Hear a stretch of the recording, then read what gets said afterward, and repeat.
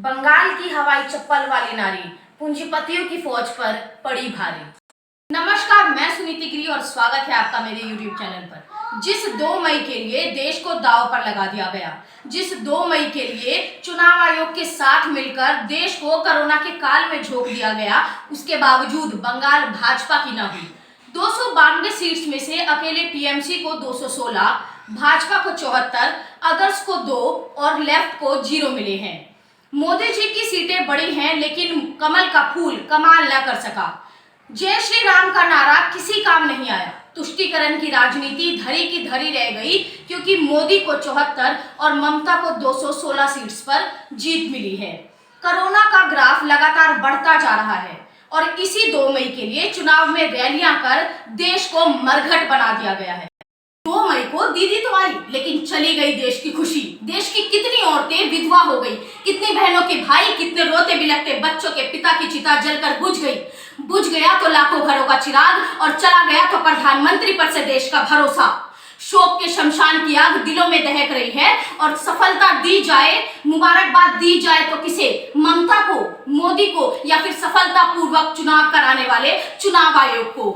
अब तो आपके नरबली कराने वाले चुनाव के नतीजे भी आ गए। सवाल ये उठता है कि सफलता किसकी? सफलता तो शून्य हो गई। अब तो कम से कम आप लोग अपने आंखों पर से स्वार्थ की पट्टी को हटा दीजिए। एक को देश की तरफ तो दूसरे को प्रदेश की तरफ ध्यान देना चाहिए।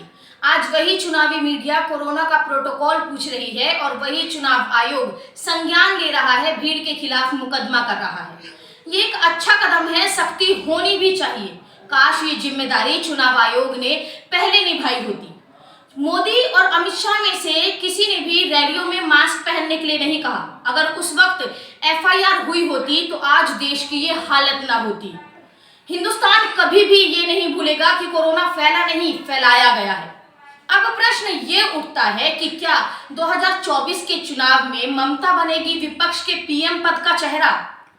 ममता का हार जाना और फिर बहुत ही कम वोट्स चुनाव आयोग को संशय की घड़ी में डाल देता है। क्या ये चुनाव आयोग और भाजपा की मिलीभगत तो नहीं? क्या ममता बनेगी विपक्ष का एक शत्र नेता? क्या विपक्ष की कांग्रेस, आई समाजवादी पार्टी, आरजेडी, शिवसेना या फिर लेफ्ट भाजपा को चुनौती दे सकती है? बंगाल में तो भाजपा को बढ़त भी हासिल हुई है, लेकिन केरल में तो खाता भी नहीं खुला। देश के प्रधानमंत्री व प्रदेश के सीएम को देश हित में सारे फैसले लेने चाहिए, इसी में आपकी तारीफ है।